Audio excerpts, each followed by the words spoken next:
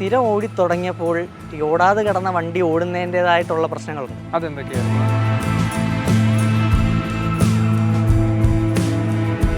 20 വർഷത്തോളമായി 2 ലക്ഷം കിലോമീറ്റർ ഓടിയ വണ്ടിയിൽ എനിക്ക് ഇത്രയും ഇപ്പോഴും ഈ മൈലേജ് കിട്ടുന്നുണ്ടെന്ന് പറയുമ്പോൾ അത് തന്നെയാണ് ഞാൻ ഇതിൻ്റെ അകത്തെ ഏറ്റവും അട്രാക്റ്റീവ് ആയിട്ടുള്ളൊരു കാര്യം. ഒത്തിരി സർവീസ് അവൈലബിലിറ്റി ഉണ്ട് എന്ന് പറഞ്ഞുകൊണ്ട് മാത്രം കാര്യമുണ്ടോ? ഒരിക്കലും ഇല്ല.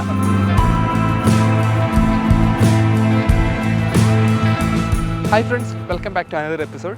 മാരുതി സുസുക്കി ആൾട്ടോ ഇന്ത്യക്കാരെ സംബന്ധിച്ച് ഏറ്റവും പ്രധാനപ്പെട്ട വാഹനങ്ങളിലൊന്ന്. കാരണം ഫസ്റ്റിൽ ഇന്ത്യയിൽ ഒരു മാനുഫാക്ചറിങ് പ്ലാന്റ് ഒക്കെ കൊണ്ടുവന്ന് മാരുതിയുടെ 800 SS80 ഒക്കെ 1985 സമയത്തൊക്കെ ഇറങ്ങി. അതിനുശേഷം നമ്മുടെ മാരുതി സുസുക്കി ആൾട്ടോയെ അവതരിപ്പിക്കുന്നത്. അതിന് മുന്നേ ഒരു സെൻ ഉണ്ടായിരുന്നു. സോ ഈ വാഹനങ്ങളൊക്കെ നമ്മൾ കൊണ്ടുവന്നു, പക്ഷേ ആൾട്ടോ ഇതുവരെ നമ്മൾ കൊണ്ടുവന്നിട്ടില്ല.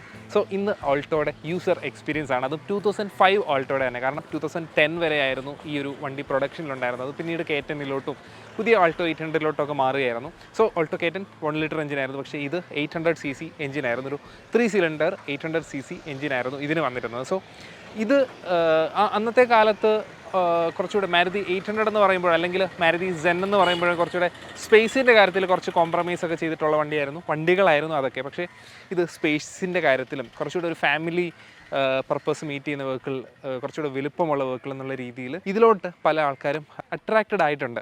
അതിനൊക്കെ ശേഷം ഇപ്പോഴത്തെ ആൾട്ടോസൊക്കെ അതിലും ചെറുതാക്കി. ഏതായാലും അതൊക്കെ അവിടെ നിൽക്കട്ടെ. നമുക്ക് ഏതായാലും ഇതിൻ്റെ കാര്യങ്ങളിലേക്ക് സംസാരിക്കാം.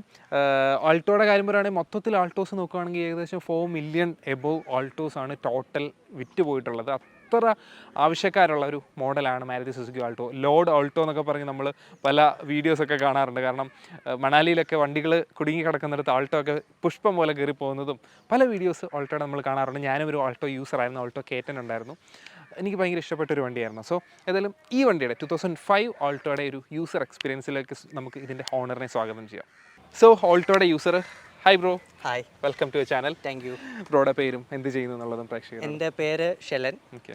ഞാൻ BBA logistics final year student ആണ്. ഞാൻ അടൂർ പഠിക്കുകയാണ്. ഓക്കെ. സോ ബ്രോ ആൾട്ടോ സ്വന്തമാക്കിയിട്ട് ഇപ്പോൾ കുറച്ച് കാലമായി. അപ്പം ഇത് എന്തുകൊണ്ട് ഇതിലോട്ട് വന്നു? മറ്റ് പല മാരുതീസിൻ്റെ വണ്ടികൾ പലത് യൂസ് ചെയ്യുന്നുണ്ട്. അതിൻ്റെ കൂടെ ഒരു ആൾട്ടോയുടെ ആഡ് ചെയ്തു. അതിൻ്റെ പിന്നിലെ രഹസ്യവും ആൾട്ടോയിൽ അട്രാക്റ്റഡ് ആയ കാര്യങ്ങളും ഒക്കെ ഒന്ന് ഷെയർ ചെയ്യുക. ഇതിപ്പം ഞങ്ങളുടെ വീട്ടിലെ 6ാമത്തെ കാറാണ്. ഓക്കെ. ഇതിനു മുമ്പ് യൂസ് ചെയ്ത 5 എണ്ണവും മാരുതിയുടെ തന്നെ കാറുകളായിരുന്നു. ഓക്കെ. ആണെങ്കിൽ അതുപോലെ തന്നെ ഇതിനു മുമ്പ് ഒരു സ്വിഫ്റ്റ് ടൈപ്പ് 2 സ്വിഫ്റ്റ് ആയിരുന്നു യൂസ് ചെയ്തുകൊണ്ടിരുന്നത്. അപ്പോൾ 1 lakh കിലോമീറ്റർ ആകുമ്പോൾ കാറ് ചേഞ്ച് ചെയ്യുക എന്നുള്ളൊരു കൺസെപ്റ്റിലാണ് എൻ്റെ ഫാദർ. 1 lakh കിലോമീറ്റർ ആകുമ്പോൾ? അതെ. 1 lakh വെച്ച് ആകാറുണ്ട്. അതെ അതെ. എല്ലാ വണ്ടികളും 1 lakh ആയി കഴിഞ്ഞതിന് ശേഷമാണ് ഫാദർ എക്സ്ചേഞ്ച് ചെയ്ത് അടുത്ത വണ്ടി എടുക്കാറാണ് പതിവ്. അപ്പം ഞങ്ങളുടെ ടൈപ്പ് 2 സ്വിഫ്റ്റ് 1 lakh ആയ സമയത്ത് അത് എക്സ്ചേഞ്ച് ചെയ്തിട്ട് നമ്മളൊരു ബ്രസ വാങ്ങിച്ചു. ഈ ബ്രസ വാങ്ങിച്ച സമയത്ത് ഫാദർ ഒരു ഫോട്ടോഗ്രാഫറാണ്. അപ്പോൾ സ്വാഭാവികമായിട്ടും പലയിടത്തും വർക്കിന് പോകുമ്പോൾ കാറ് കൊണ്ടുപോണ്ടി വരും. അപ്പോൾ എനിക്ക് ഫാമിലി യൂസ് ചെയ്യാനായിട്ട് ഒരു വണ്ടി കിട്ടാറില്ല. അപ്പം രണ്ടും കൂടെ ബാലൻസ് ചെയ്യാൻ വേണ്ടിയിട്ടാണ് നമ്മളൊരു സെക്കൻഡറി കാർ വാങ്ങാം എന്നുള്ളൊരു കൺസെപ്റ്റിലേക്ക് വന്നത്. അങ്ങനെ ഞങ്ങൾ ഒത്തിരി ഇടത്ത് പോയി. ഒരുപാട് ആദ്യം 800 വാങ്ങാമെന്നാണ് നമ്മൾ പ്ലാൻ ചെയ്തിരുന്നത്. അങ്ങനെ ഒത്തിരി ഇടത്ത് കോട്ടയത്തൊക്കെ പോയി ഒത്തിരി വണ്ടികൾ കണ്ടു. ഒന്നും ഈ AC പവർ സ്റ്റിയറിംഗ് കിട്ടുന്ന വണ്ടികളൊന്നും നമുക്ക് അങ്ങോട്ട് കിട്ടിയില്ല. എല്ലാം പഴയ മോഡൽ, AC ഇല്ലാത്ത മോഡലുകളായിരുന്നു. അതെ അതെ. പിന്നെ AC സെപ്പറേറ്റ് കയറ്റിയ വണ്ടികളായിരുന്നു. കൂടുതലും ആൾക്കാരൊന്നും സെപ്പറേറ്റ് കയറ്റുന്ന ഒരു പ്രവണത ഉണ്ടായിരുന്നു. അപ്പം കൂടുതലും സെപ്പറേറ്റ് കയറ്റിയ വണ്ടികൾ കിട്ടിയപ്പം അത് പറഞ്ഞാൽ ഒന്നും വേണ്ട. അപ്പം നമുക്കൊരു വണ്ടി കിട്ടാത്തതിൻ്റെ ഒരു നിരാശയിലിരിക്കുക. അങ്ങനെ ഇരുന്നപ്പോഴാണ് എൻ്റെ ഫാദറിൻ്റെ ബർത്ത്ഡേ വന്നത്. ബർത്ത്ഡേക്ക് എൻ്റെ ഫാദറിൻ്റെ ഒരു ഫ്രണ്ടിൻ്റെ വണ്ടിയായിരുന്നത്. അപ്പം അവർ ഈ വണ്ടിയുമായിട്ട് ഫംഗ്ഷന് വന്നു. ഫംഗ്ഷൻ വന്നപ്പോഴാണ് ഞാൻ ഈ വണ്ടി ആദ്യമായിട്ട് കാണുന്നത്. അന്ന് പെയിൻ്റ് ഒന്നും ചെയ്തിട്ടില്ല, നേരത്തെ ഉള്ള ലുക്കിലായിരുന്നു. കണ്ടു കഴിഞ്ഞപ്പോൾ എനിക്ക് ഇഷ്ടപ്പെട്ടു. ബ്ലാക്ക് തന്നെയായിരുന്നു. കണ്ടു കഴിഞ്ഞപ്പോൾ ഇത് തന്നെ വേണം. അപ്പോൾ ഫാദർ പറഞ്ഞു പവർ സ്റ്റിയറിംഗ് ഇല്ലാത്തതുകൊണ്ട് ഇത് വേണ്ട എന്നുള്ളൊരു. മാത്രമല്ല ഇത് 2 ലക്ഷം കിലോമീറ്റർ ഓടി. അപ്പോൾ ഫാദർ സ്വാഭാവികമായിട്ട് 1 ലക്ഷം കിലോമീറ്റർ ഓടുമ്പോൾ ഓരോ വണ്ടിയും മാറ്റിക്കൊണ്ടിരുന്ന ഫാദർ ഇതെടുക്കാൻ സമ്മതിക്കുന്ന കാര്യത്തെപ്പറ്റി അറിയാമല്ലോ. അങ്ങനെയാണ് ഞാനിത് തന്നെ വേണമെന്ന് പറഞ്ഞു. അങ്ങനെ അവസാനം പുള്ളിയുടെ നിന്ന് നമ്മളിത് വാങ്ങിച്ചു. അപ്പം അട്രാക്റ്റഡ് ആയത് ഇതിന്റെ കളർ മാത്രമാണോ, അകത്തെ നീറ്റായിട്ട് കണ്ടീഷൻ ആയിരുന്നോ, അതോ വണ്ടി ഓടിച്ചു നോക്കിയപ്പോൾ? നമ്മൾ ഓടിച്ചു നോക്കിയപ്പോൾ ഇതിന് യാതൊരുവിധ അടിപ്പോ എന്ന് വെച്ചാൽ ഇത്രയും 20 വർഷത്തെ പഴക്കത്തിന്റെ യാതൊരുവിധ അടിപ്പോ കാര്യങ്ങളോ ഒന്നുമില്ല. വളരെ നീറ്റായിട്ട് തന്നെ ഇരിക്കുന്നു, റെസ്റ്റ് ഇല്ലായിരുന്നു. ഓ. അതായിരുന്നു ഏറ്റവും മെയിൻ തിങ്. അത് അദ്ദേഹം മെയിൻറ്റെയിൻ ചെയ്ത് പോകുന്ന രീതി കൊണ്ടാണോ? തീർച്ചയായിട്ടും, അല്ലെങ്കിൽ സ്വാഭാവികമായിട്ടും റെസ്റ്റ് വരുമല്ലോ. പിന്നെ കൂടുതൽ മഴയത്ത് ഓടിക്കാതിരിക്കുക, അതൊക്കെയാണ് റെസ്റ്റ് വരാതിരിക്കാനുള്ള പ്രിവെന്റ് ചെയ്യാനുള്ള കാര്യങ്ങൾ. അങ്ങനെ ഇതും വണ്ടിയുടെ കളറും ഈ കാര്യങ്ങളൂടെ കണ്ടു കഴിഞ്ഞപ്പോൾ സ്വാഭാവികമായിട്ടും ഞാൻ അതിലോട്ട് അട്രാക്റ്റഡ് ആയി. അപ്പോൾ പിന്നെ ഇത് തന്നെ വേണം എന്നൊരു നിർബന്ധമായിരുന്നു. പിന്നെ വേറെ ഒരു വണ്ടി നോക്കിയില്ല. അതുപോലെ തന്നെ ഒരു 2009 വണ്ടി അതിന് ശേഷം നമ്മൾ കൈ വന്നു. എന്നുവെച്ചാൽ ഞാൻ ഈ വണ്ടി എടുത്തു എന്നുള്ളൊരു രീതിയിൽ നിൽക്കുക. അന്നേരം ഒരു 2009 വണ്ടി ട്രൂവാലിയിൽ നിന്ന്, അതൊരു ഗ്രേ കളറായിരുന്നെന്ന് തോന്നുന്നു. പവർ സ്റ്റിയറിംഗ് LXI വണ്ടിയായിരുന്നു അത്.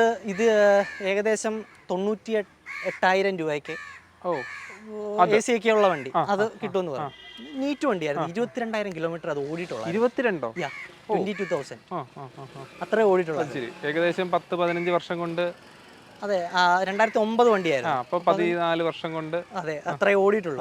അപ്പോൾ ഫാദർ പറഞ്ഞു നമുക്ക് അതെടുക്കാം, വളരെ നീറ്റ് വണ്ടിയാണ്, പവർ സ്റ്റിയറിംഗ് ഉണ്ട്. അന്നേരം ഞാൻ സമ്മതിക്കത്തില്ല, എനിക്ക് ബ്ലാക്ക് വണ്ടി തന്നെ വേണം. അതല്ല, അതിന്റെ ബമ്പേഴ്സ് പെയിന്റഡ് അല്ലായിരുന്നു. അന്നത്തെ ഓൾട്ടോയ്ക്കൊക്കെ അങ്ങനെ ബമ്പേഴ്സ് പെയിന്റഡ് ടോപ്പിൻ്റെ മാത്രമേ ഉള്ളൂ. അപ്പം ഇത് എല്ലാം കൊണ്ടും എനിക്കിത് തന്നെ വേണമെന്നുള്ളൊരു നിർബന്ധമായിരുന്നു. അങ്ങനെയാണിത് തന്നെ എടുത്തു. ഓക്കെ, അങ്ങനെ ഓൾട്ടോ സ്വന്തമാക്കി. സോ അതിൻ്റെ കൂടെ ചോദിക്കുകയാണ്, ഇപ്പോൾ പല മാരുതീസ് യൂസ് ചെയ്തു. ഇത്രയും കാലത്തെ ഒരു മാരുതി സുസുക്കിയുടെ ഒരു എക്സ്പീരിയൻസ് അല്ലെങ്കിൽ സർവീസ് എക്സ്പീരിയൻസ് ഇതുവരെ മാരുതി മാത്രം യൂസ് ചെയ്തിട്ടുള്ളോ അതോ ഇടയ്ക്ക് വേറെ ഉപയോഗിച്ചിട്ടുണ്ടോ എന്നുള്ള കാര്യങ്ങൾ? ആദ്യം വാങ്ങുന്നത് ഞാൻ ജനിക്കുമ്പോഴാണ്.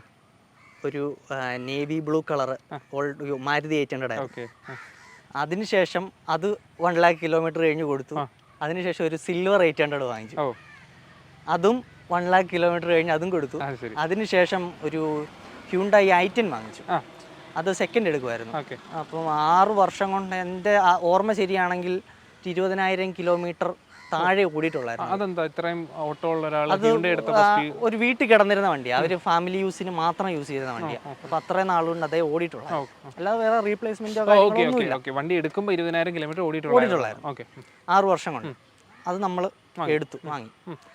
വാങ്ങി. അപ്പോഴും ഫാദറിന് ഈ മാരുതിയിൽ ഇത്രയും 2 മാരുതി വാഹനങ്ങൾ ഉപയോഗിച്ചു. എന്നിട്ട് ഹ്യുണ്ടായിലേക്ക് പോയപ്പോൾ അതിൻ്റെതായ ചില മാനസിക പ്രശ്നങ്ങളുണ്ട്. അതിനുശേഷം അന്ന് ഈ ഒത്തിരി സർവീസ് സെൻ്റർ ഒന്നും ഇല്ലായിരുന്നു. ഈ പന്തളത്തായിരുന്നു അത് സർവീസ് ചെയ്തുകൊണ്ടിരുന്നത്, പോപ്പുലറിലായിരുന്നു ഹ്യുണ്ടായുടെ. അങ്ങനെ അത് സർവീസ് ചെയ്തു. അപ്പം നമ്മൾ എടുത്തു കഴിഞ്ഞപ്പോഴത്തേക്ക് ഓട്ടം കൂടി, സ്ഥിരം ഓടാൻ തുടങ്ങി. സ്ഥിരം ഓടി തുടങ്ങിയപ്പോൾ ഈ ഓടാതെ കിടന്ന വണ്ടി ഓടുന്നതിൻ്റെതായിട്ടുള്ള പ്രശ്നങ്ങളുണ്ട്. അതെന്തൊക്കെയായിരുന്നു വന്നത്? അന്ന് കുറച്ച് സ്പെയർ പാർട്സ് മാറേണ്ടതായിട്ട് വന്നു. 2 ഷോക്ക് മാറേണ്ടി വന്നു. അങ്ങനെ പക്ഷെ കറക്റ്റ് എന്തൊക്കെയായിരുന്നു ഞാൻ ഓർക്കുന്നില്ല. 2 ഷോക്ക് മാറി. ഇത്രയൊക്കെ പോയി. കാരണം ഇത് ഓടാതെ കിടന്നിരുന്ന പ്രശ്നമാണ്. ഓടി തുടങ്ങിയപ്പോൾ ഈ ഷോക്കിന് കംപ്ലൈന്റ് വന്നു. അങ്ങനെ ഒത്തിരി ഒരു 10-30,000 രൂപയുടെ ആക്സറീസ് മാറി.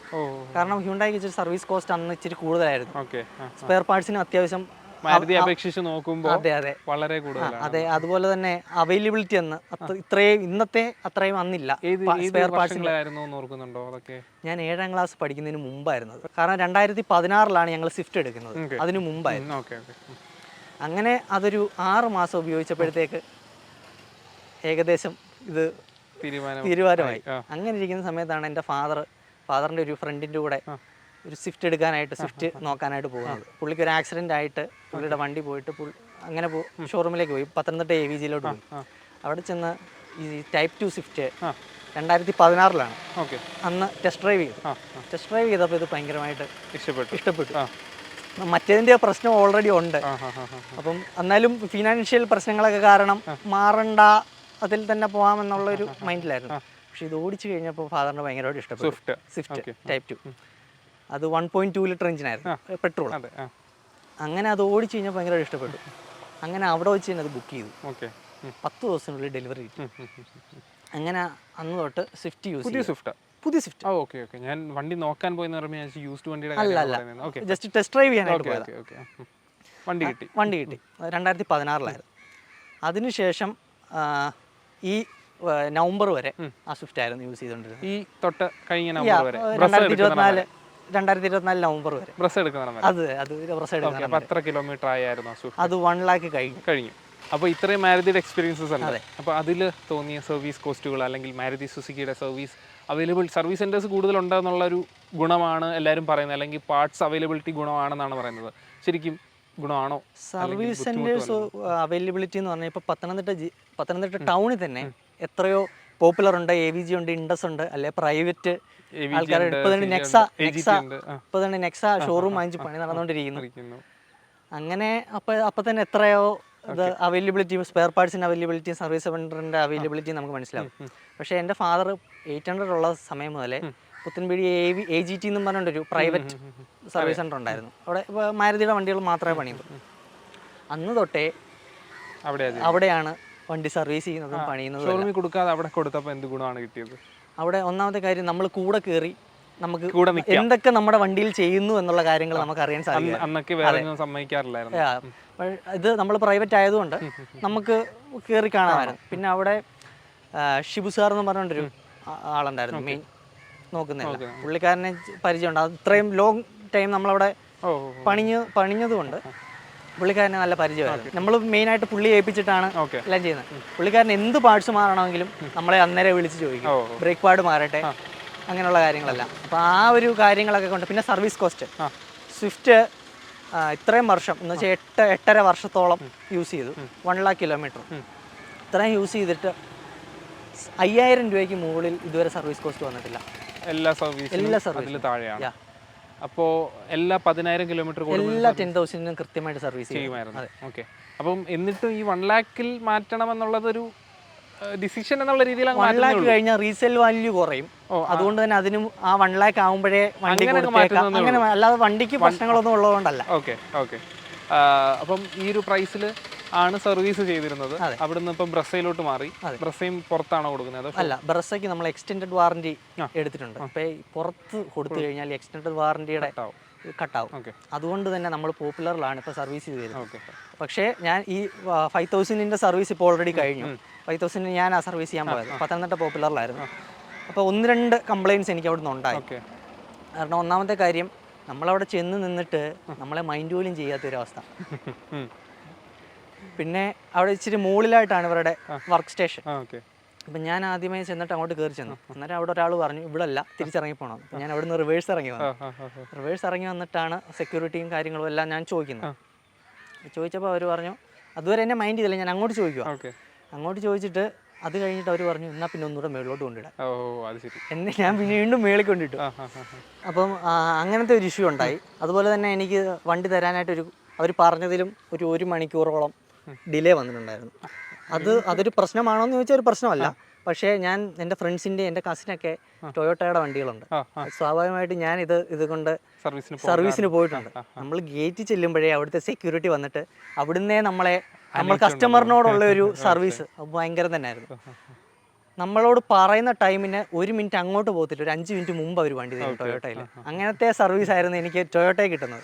ശരിയാണ്. ടൊയോട്ടയുടെ സർവീസ് വെച്ച് വേറെ ഏത് സർവീസ് നോക്കിയാലും കുറച്ച് പാടാണ് തീർച്ചയായിട്ടും കണ്ടുപിടിക്കാൻ. അതുപോലെ തന്നെ എൻ്റെ കസിന് ഒരു ലെജൻഡർ ഉണ്ട്. അതുപോലെ എൻ്റെ ഫ്രണ്ട്സിന് ഒത്തിരി ടൊയോട്ടേഴ്സിനും ഉണ്ട്. അപ്പോൾ ഇതുകൊണ്ടൊക്കെ ഞാൻ സർവീസിന് പോകാറുണ്ട്. അങ്ങനെ ഞാനതാണ് ചോദിച്ചത്, ഇപ്പം ഒത്തിരി സർവീസ് അവൈലബിലിറ്റി ഉണ്ട് എന്ന് പറഞ്ഞുകൊണ്ട് മാത്രം കാര്യമുണ്ടോ? ഒരിക്കലും ഇല്ല, ഒരിക്കലും ഒരു കാര്യമില്ല. പക്ഷേ വേറൊരു കാര്യമുണ്ട്, ഈ ഇഷ്യൂ ഞാൻ റിപ്പോർട്ട് ചെയ്തായിരുന്നു. എനിക്ക് ഉണ്ടായ ഇഷ്യൂ എന്ന് പറഞ്ഞാൽ അവർ ഫീഡ്ബാക്ക് ചോദിക്കാനായിട്ട് വിളിച്ചപ്പോൾ ഞാൻ ഈ ഇഷ്യൂ റിപ്പോർട്ട് ചെയ്തു. ഉടനെ തന്നെ എന്നെ ഹെഡ് ഓഫീസിൽ നിന്ന് വിളിച്ചു. ഹെഡ് ഓഫീസിൽ നിന്ന് വിളിച്ച്, എൻ്റെ നമ്പറല്ല ഫാദറിൻ്റെ നമ്പറിലാണ് വിളിക്കുന്നത്, ഫാദറാണ് RC ഓണർ. ഹെഡ് ഓഫീസിൽ നിന്ന് വിളിച്ചു, അവർ അപ്പോളജൈസ് ചെയ്തു, അന്ന് സോറിയൊക്കെ പറഞ്ഞ് ഇനി ഇങ്ങനൊരു ഇഷ്യൂ ഉണ്ടാവത്തില്ലെന്ന്. പക്ഷേ അത് ഞാനൊരു നല്ല ക്വാളിറ്റി ആയിട്ട് തന്നെ എടുക്കുന്നു. കാരണം ഈ ഇഷ്യൂ റിപ്പോർട്ട് ചെയ്ത് പല ഡീലേഴ്സും ഇതുവരെ അവരുടെ സർവീസ് മെച്ചപ്പെടുത്താൻ പോലും ശ്രമിക്കുന്നില്ല.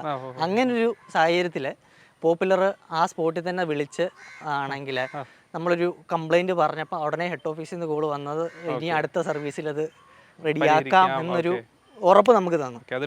അതെ, അത് തീർച്ചയായിട്ടും ഒരു ക്വാളിറ്റിയാണ്. ഓക്കെ, അതാണ് മാരുതിയുടെ സർവീസിൻ്റെ എക്സ്പീരിയൻസ്. ഇനി ഈ വണ്ടിയുടെ ഒരു എക്സ്പീരിയൻസിലോട്ട് നമുക്ക് കിടക്കാം. എങ്ങനെയുണ്ട് ഒരു ആൾട്ടോ യൂസ് ചെയ്തിട്ട്, ആൾട്ടോ സെക്കൻഡ് ഹാൻഡ് വാങ്ങി ഇപ്പോൾ ഉപയോഗിക്കുന്ന ഇതിൻ്റെ ഒരു എക്സ്പീരിയൻസ്? ആൾട്ടോ മെയിനായിട്ട് ഞാനാണ് യൂസ് ചെയ്യുന്നത്. ഞാൻ കോളേജിൽ കൊണ്ടുപോയി യൂസ് ചെയ്യുന്നുണ്ട്. അല്ലാതെ ഫാദർ മറ്റേ വണ്ടി കൊണ്ടുപോയി കഴിഞ്ഞാൽ പിന്നെ ഫുള്ള് ഫാമിലിയുടെ എല്ലാം യൂസ് ഇതിൽ തന്നെയാണ്. എത്ര കിലോമീറ്റർ ആയി? ഇപ്പോൾ 2 lakhs ആയി. 2 lakhs. Okay, 2 lakhs kilometre. അപ്പം കൂടുതലും ഞാനിപ്പോൾ എടുത്തിട്ട് ഞാനൊരു 6000 കിലോമീറ്റേഴ്സ് ഒരു 4 months ഒരു 5 monthsനുള്ളിൽ ഞാൻ 6000 കിലോമീറ്റേഴ്സ് ഓടിച്ചത്. അതുപോലെ തന്നെ എനിക്ക് എനിക്ക് ആപ്റ്റായിട്ടുള്ളൊരു വണ്ടിയാണ്. ഓക്കെ, എവിടെ കൊണ്ടാലും നമുക്ക് പാർക്ക് ചെയ്യാം. ഒരു ട്രാഫിക്കിൽ കയറിപ്പോകാനായിട്ട് ബ്രസ്സെ അപേക്ഷിച്ച് ഞാൻ എൻ്റെ വണ്ടി അതാ, വേറൊരു വണ്ടി അതായതുകൊണ്ട് അതുമായിട്ട് വേണമല്ലോ ഞാൻ കമ്പയർ ചെയ്യാൻ. ബ്രസ്സെ അപേക്ഷിച്ച് എനിക്ക് പെട്ടെന്ന് കയറിപ്പോവാം. അതുപോലെ പാർക്കിങ് ഒരു കൺജസ്റ്റഡ് ആയിട്ടുള്ള ഒരു സ്പേസിൽ എനിക്കിതിനെ തിരിച്ചെടുക്കാം. അങ്ങനത്തെ ക്വാളിറ്റീസ് ഒക്കെയാണ് എനിക്കിതിൽ നിന്ന് ഫീൽ ചെയ്യുന്നത്. ഇപ്പോൾ പവർ സ്റ്റിയറിംഗ് അല്ലാത്തതിൻ്റെ ബുദ്ധിമുട്ടുകൾ? പവർ സ്റ്റിയറിംഗ് അല്ലാത്തതിൻ്റെ ബുദ്ധിമുട്ടുകൾ ആദ്യമൊക്കെ ഉണ്ടായിരുന്നു. കാരണം ഇത്രയും നാൾ ഞാൻ ഡ്രൈവിംഗ് പഠിച്ചപ്പോൾ തൊട്ട് പവർ സ്റ്റിയറിംഗ് വണ്ടികളായിരുന്നു വീട്ടിലുള്ളത്. അപ്പോൾ അത്ര നാൾ ഞാൻ യൂസ് ചെയ്തിട്ട് ഞാനൊരു പവർ സ്റ്റിയറിംഗ് അല്ലാത്തൊരു വണ്ടിയിലേക്ക് ഞാൻ കയറിയപ്പം ആദ്യമൊക്കെ കുറച്ച് ബുദ്ധിമുട്ടുണ്ടായിരുന്നു. പിന്നെ നമ്മൾ റണ്ണിങ്ങിൽ അതൊരു ഇഷ്യൂ അല്ലാത്ത നിർത്തിത്തിരിക്കുമ്പോഴുള്ള പ്രശ്നങ്ങളേ ഉള്ളൂ. ഓക്കെ, സോ ഇതുകൊണ്ട് ലോങ് ഒക്കെ പോയിട്ടുണ്ടോ? ലോങ് കോട്ടയം വരെ പോയിട്ടുണ്ട്. അതിൽ കൂടുതൽ ലോങ് ഇതുവരെ പോയിട്ടില്ല, കാരണം എടുത്തിട്ട് അധികം നാളായില്ല. ഇപ്പോൾ ഫാമിലി ആയിട്ട് മറ്റു വണ്ടിയുള്ള സ്ഥിതിക്ക് ഇതങ്ങനെ ഫാമിലി യൂസിന് എടുക്കാറില്ലായിരിക്കുമല്ലോ? അതോ ഫാമിലി യൂസിന് അങ്ങനെ എടുക്കാറില്ല. പിന്നെ വളരെ വിരളമായിട്ടേ ഉള്ളൂ. ഇപ്പോൾ ഫ്രണ്ട്സ് ഒക്കെ ഇരുന്ന് ബാക്കിലും എല്ലാവരും തീർച്ചയായിട്ടും. ഞാൻ 7 പേര് വരെ ഇത് കയറിയിട്ടുണ്ട്.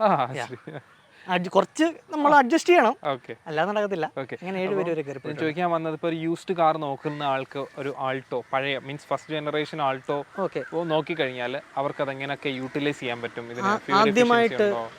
ആദ്യമായിട്ട് വീട്ടിൽ വണ്ടി എടുക്കുന്ന ആൾക്കാർ കാണുമല്ലോ, അവർക്ക് പറ്റിയൊരു വണ്ടിയാണ്. അതുപോലെ തന്നെ സെക്കൻഡറി യൂസ്, ഇപ്പം ഞാൻ യൂസ് ചെയ്യുന്ന പോലെ തന്നെ സെക്കൻഡറി യൂസിന് യൂസ് ചെയ്യാനും ഏറ്റവും ബെസ്റ്റ് ആയിട്ടുള്ളൊരു വണ്ടിയാണ്. 1 ലക്ഷത്തിൽ താഴെ മാത്രം ബഡ്ജറ്റ് ഒരാൾക്ക് വണ്ടി തീർച്ചയായിട്ടും എടുക്കാം. ഞാനിതിപ്പം വാങ്ങിയിട്ട് ഇത് ഫുള്ള് ബോഡി പെയിൻറ് ചെയ്തു. ABGയിലാണ് ഞാൻ പെയിൻറ് ചെയ്തു, കോഴഞ്ചേരി ABGയിൽ. അതുപോലെ ബമ്പർ 2 പുതിയതാണ്. പിന്നെ 4 ഡിസ്ക്, 4 ടയർ, ഇത്രയും സാധനങ്ങളാണ് എല്ലാം കൂടെ ചെയ്തിട്ടും എനിക്ക് 1 ലക്ഷം രൂപ, ഈ വണ്ടി വാങ്ങിയതും ഇത്രയും ചെയ്തതുകൂടെ കൂട്ടി എനിക്ക് 1 ലക്ഷം രൂപ താഴെയായുള്ളൂ. അത് ശരി. കാരണം പിന്നെ ഒരു ബാറ്ററിയും വെച്ചു, ബാറ്ററി വെച്ച് അകത്ത് മാറ്റും ചെയ്തു. ഇത്രയും എനിക്ക് 1 ലക്ഷം രൂപ താഴെ ആയിട്ടുള്ളൂ. ഓക്കെ, അപ്പോൾ ഒരു സെക്കൻഡറി ലോക്കൽ യൂസിനോ അല്ലെങ്കിൽ ഒരു ബഡ്ജറ്റ് കാറിലോട്ട് നോക്കുന്നവർക്കൊക്കെ തീർച്ചയായിട്ടും ചൂസ് ചെയ്യാൻ പറ്റിയൊരു വണ്ടിയാണ്. ഇനി ഫ്യൂൽ എഫിഷ്യൻസി എന്തുമാത്രം കിട്ടുന്നുണ്ട് ഇതിൽ? ഞാൻ യൂസ് ചെയ്യുമ്പോൾ എനിക്ക് 20 കിട്ടുന്നുണ്ട്. കാരണം കമ്പനി അന്ന് ഇറക്കിക്കൊണ്ടിരുന്നപ്പോൾ 19 ആയിരുന്നു പറഞ്ഞത്, പക്ഷേ എനിക്ക് 20 കിട്ടുന്നുണ്ട്. പക്ഷേ ഫാദർ യൂസ് ചെയ്യുമ്പം ഫാദറിൻ്റെ ഒരു ഡ്രൈവിംഗ് സ്റ്റൈലും ഇതൊക്കെ ആയിട്ട് ഫാദർ കുറച്ചുകൂടെ പതുക്കെ ഓടിക്കാൻ ഇഷ്ടപ്പെടുന്ന ആളാണ്. വളരെ ഒരു 40-45 കിലോമീറ്റർ സ്പീഡിൽ ഓടിക്കാൻ ഇഷ്ടപ്പെടുന്ന ആളാണ്. അതുകൊണ്ട് തന്നെ ഫാദർ ഓടിക്കുമ്പോൾ മൈലേജ് കുറയുന്നുണ്ട്. ഞാൻ എൻ്റെ ഒരു ഡ്രൈവിംഗ് സ്റ്റൈൽ എന്ന് പറഞ്ഞാൽ ഞാനൊരു 60-65 ടോപ്പ് ഗിയറിൽ ആ ഒരു 60 ആണ് ഞാൻ കൂടുതലും മെയിൻറ്റെയിൻ ചെയ്യുന്ന സ്പീഡ്. അപ്പോൾ എനിക്ക് ആ സ്പീഡിൽ ഒരു 20 കിട്ടുന്നുണ്ട് ഡെയിലി യൂസിന്.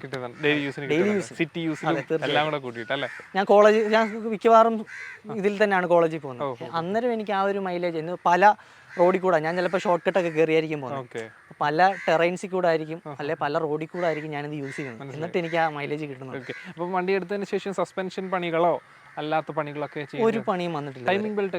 ടൈമിംഗ് ബെൽറ്റ് ഒക്കെ ഞാൻ ഫസ്റ്റ് ഓണർ തന്നെ മാറിയിട്ടുണ്ടായിരുന്നു. പിന്നെ 2 ലക്ഷത്തിൻ്റെ 2 ലക്ഷം ആയല്ലോ, ഫസ്റ്റ് 1 ലക്ഷത്തിൻ്റെ മാറി, 2 ലക്ഷത്തിൻ്റെ മാറാറായിട്ടില്ല. ഇതുവരെ സൗണ്ടൊന്നും കേട്ട് തുടങ്ങിയില്ല. അപ്പം ഞാൻ വണ്ടി സർവീസ് ചെയ്യുന്നിടത്ത് ചോദിച്ചപ്പോൾ പറഞ്ഞത് സൗണ്ട് കേൾക്കുമ്പോൾ മാറിയാൽ മതി, അതിന് മുമ്പ് മാറണ്ട.